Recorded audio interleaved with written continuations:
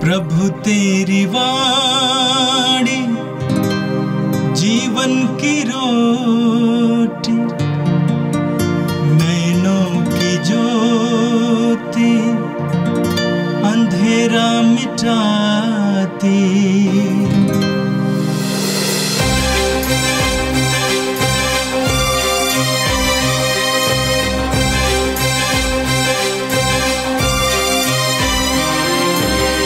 प्रभु तेरी वाणी जीवन की रोटी, नैनों की ज्योति अंधेरा मिटाती। प्रभु तेरी वाणी जीवन की रोटी, नैनों की ज्योति अंधेरा मिटाती।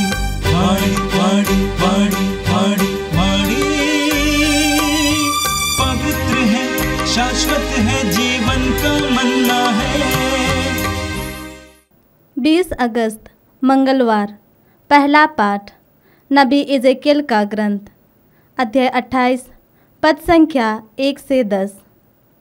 प्रभु की वाणी मुझे यह कहते हुए सुनाई दी, मनुष्य के पुत्र, तिरूस के शासक से कहो, प्रभु ईश्वर यह कहता है, तुमने अपने घमंड में कहा, मैं ईश्वर हूँ, मैं समुद्र के बीच एक दिव्य सिंहासन पर विराजमान हूँ।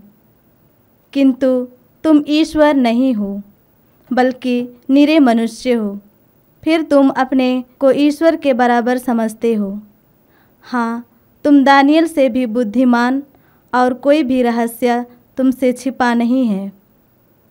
तुमने अपनी बुद्धिमानी और सूझबूझ से धन कमाया और अपने कोसे में चांदी सोना एकत्र किया है। तुम अपने व्यापार कौशल के कारण बड़े धनी बन गए हो, और इस धन के साथ साथ तुम्हारा घमंड भी बढ़ गया है। इसलिए प्रभु ईश्वर यह कहता है, तुम अपने को ईश्वर के बराबर समझते हो, इसलिए मैं विदेशियों को, तुमसे निष्ठुर राष्ट्रों को तुम्हारे पास भेजूँगा।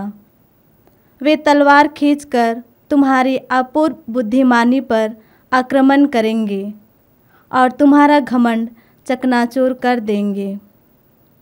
वे तुम्हें अधोलोक पहुंचा देंगे और तुम समुद्र के बीच तलवार की घाट उतार दिए जाओगे।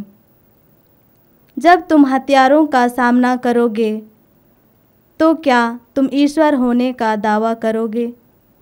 जब तुम अपने हथियारों के हाथों पड़ जाओगे तो तुम जान जाओगे कि तुम ईश्वर नहीं बल्कि निरे मनुष्य हो। तुम विदेशियों के हाथों पड़कर घिनौनी मौत मरोगे, क्योंकि मैंने ऐसा कहा है। यह प्रभु की वाणी है। संत मत्ती के अनुसार पवित्र सुसमाचार अध्याय 19 वाक्य संख्या 23 से लेकर 30 तक। यीशु ने अपने शिष्यों से कहा, मैं तुम लोगों से कह देता हूं, धनी के लिए स्वर्ग के राज में प्रवेश करना कठिन होगा। मैं यह भी कहता हूं कि सुई के नाके से होकर ऊंट का निकलना अधिक सहज है, किंतु धनी का ईश्वर के राज्य में प्रवेश करना कठिन है।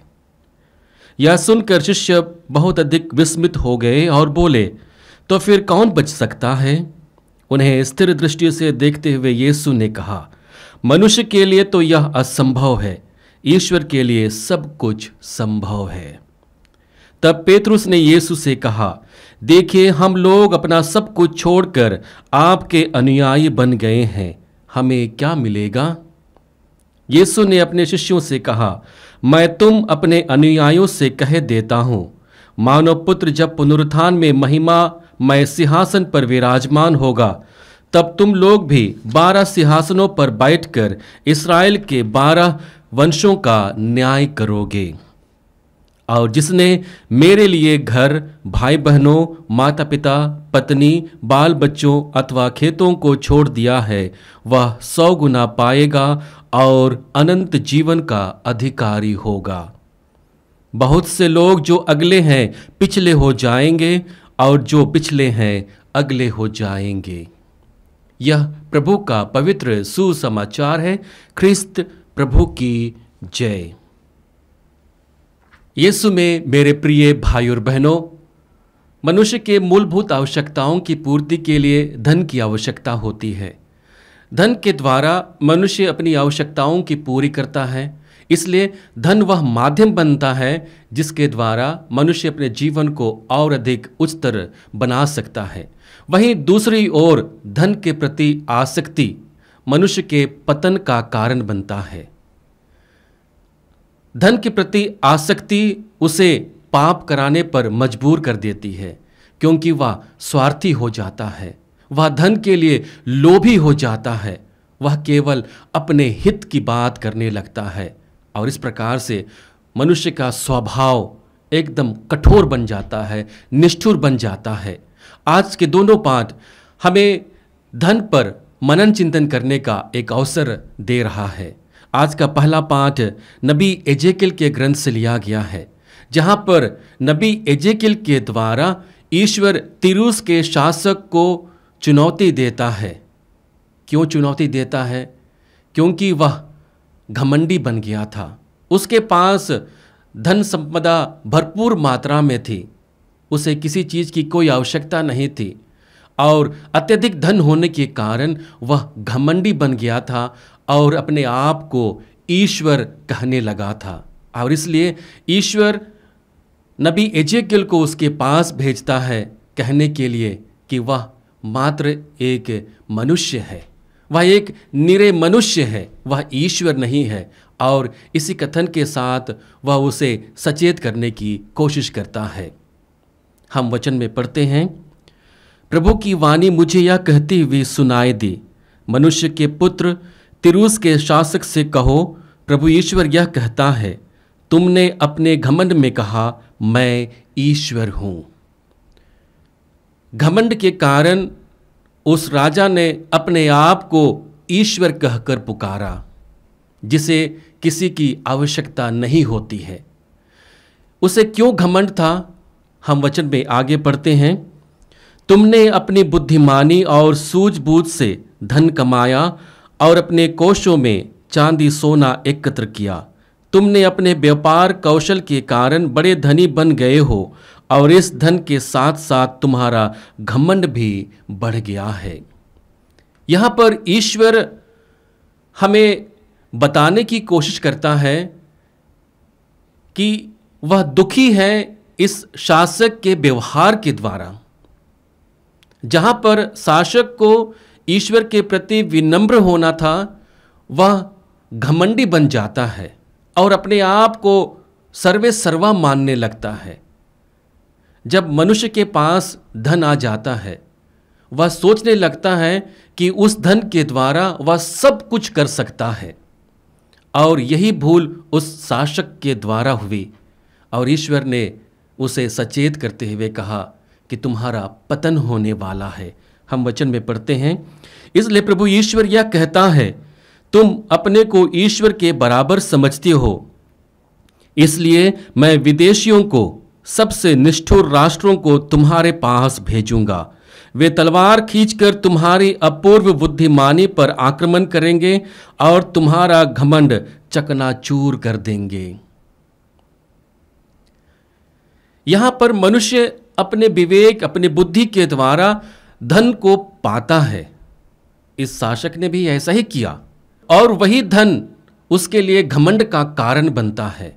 ईश्वर उसके धन को छिन भिन करने की योजना नहीं बनाता है, उसके घमंड को, उसके बुद्धिमानी को छिन भिन करने की योजना बनाता है, क्योंकि उसी के द्वारा वह अकूत संपत्ति को अपने लिए हासिल किया होता है और उसके लिए ईश्वर की योजना तैयार होती है कि वह निष्ठुर से निष्ठुर शासक को उसके पास भेजेगा और तलवार के द्वारा उसका सर्वनाश होगा।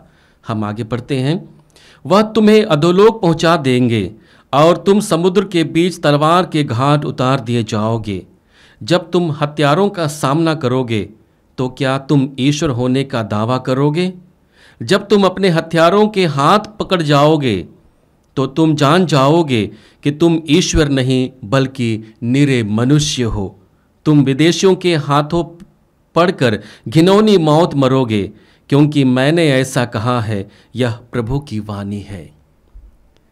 यहाँ पर अंततः एक घमंडी का किस प्रकार से जीवन समाप्त होगा, ईश्वर उसकी भविष्यवाणी करता है। वह कहता है, जब तुम हत्यारों का सामना करोगे तो क्या तुम ईश्वर होने का दावा करोगे?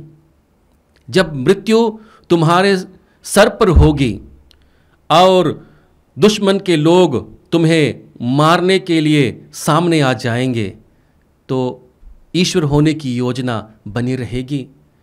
सबसे बड़ा सवाल यहाँ पर नबी एजेकियल उस शासक के लिए करते हैं। यीशु में मेरे प्रिय भाई और बहनों, धन की आवश्यकता हर एक लोगों के लिए होती है और धन के द्वारा हम अपने जीवन को और अधिक उच्चतर बना सकते हैं। धन हमें विनम्र भी बना सकता है।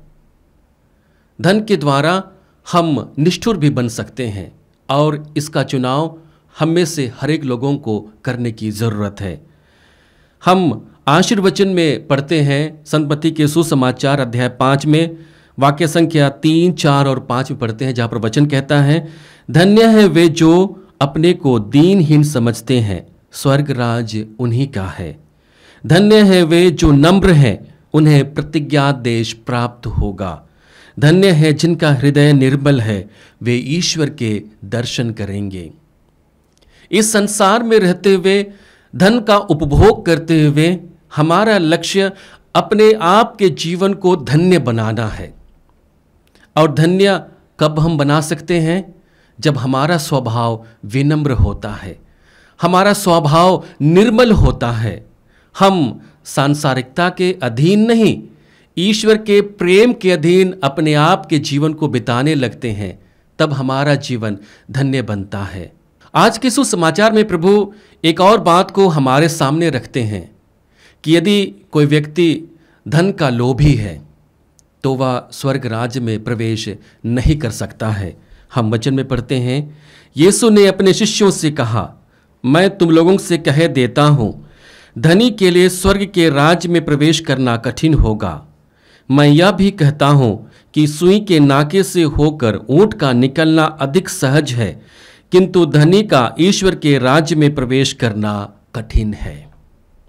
यहाँ पर प्रभु हमारे सामने दो बातों को रखते हैं। पहली बात है, धनी के लिए स्वर्ग का राज्य में प्रवेश करना कठिन है।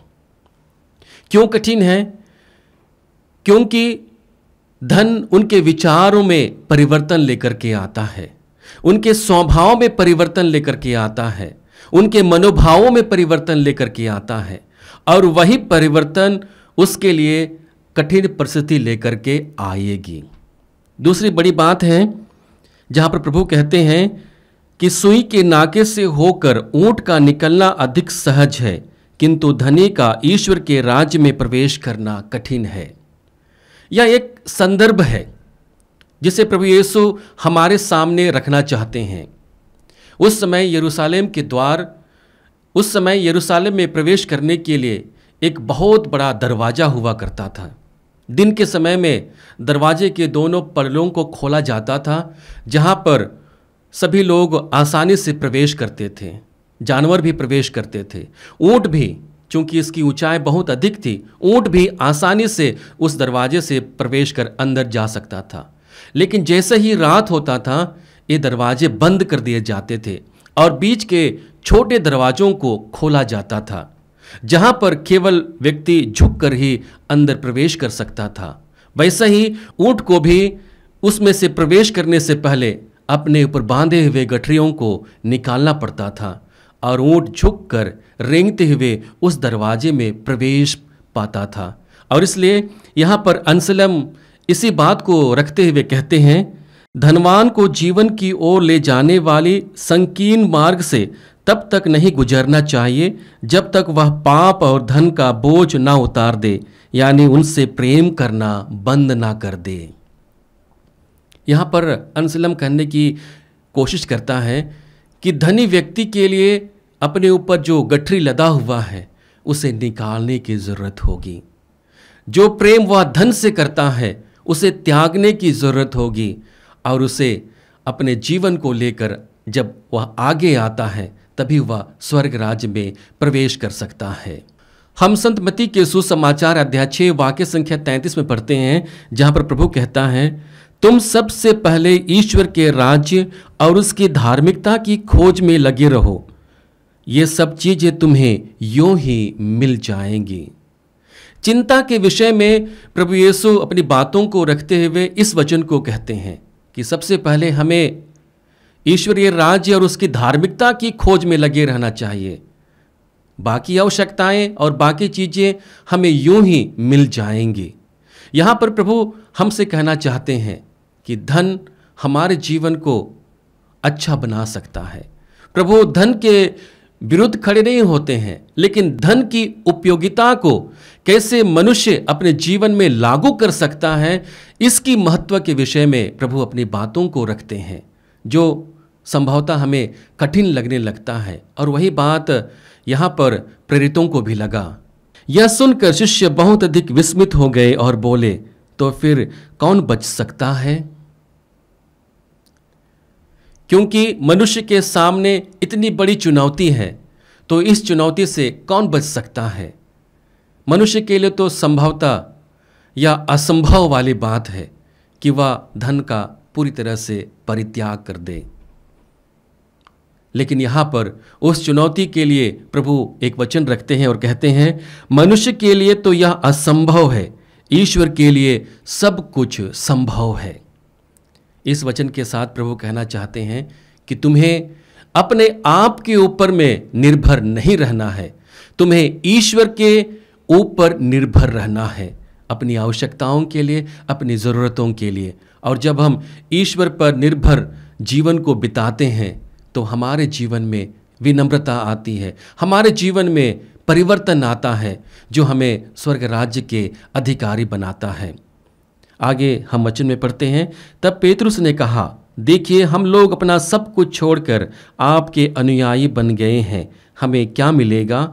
यीशु ने अपने शिष्यों से कहा, मैं तुम अपने अनुयायियों से कह देता हूँ, जब मानव पुत्र पुनरुत्थान में महिमामय सिंहासन पर विराजमान होगा, तब तुम लोग भी 12 सिंहासनों पर बैठकर इस्राएल के 12 वंशों का न्याय करोगे।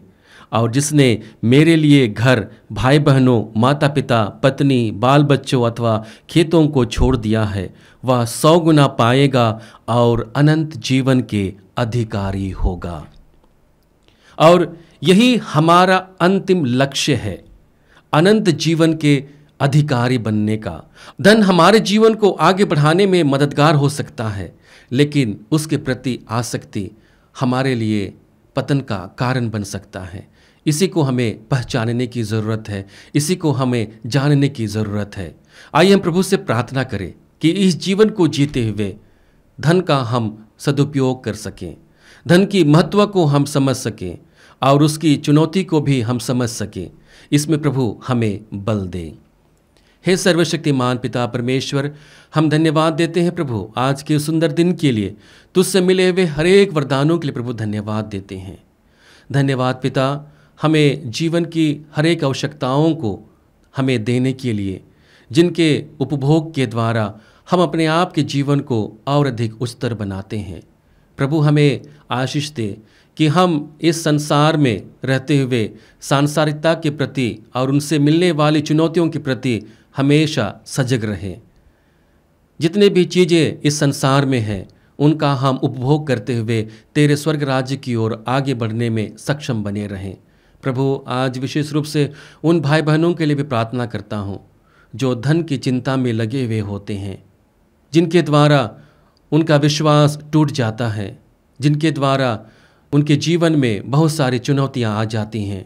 प्रभु, तो उन्हें धन की विशेषता को और महत्व को समझने में मदद करना और अपने जीवन में परिवर्तन लाते हुए वे लोग भी तेरे स्वर्ग राज्य की ओर अग्रसर हो सकें और जीवन के अंत में तेरे दूतों और संतों की संगति के द्वारा तेरी स्तुति महिमा गान अनंत काल तक कर सके। हम यह प्रार्थना करते हैं हमारे प्रभु ख्रिस्त के द्वारा, आमीन। प्रभु तेरी वाणी जीवन की रोटी, नैनों की ज्योति अंधेरा मिटाती, वाणी वाणी वाणी वाणी वाणी शाश्वत है जीवन का मन्ना।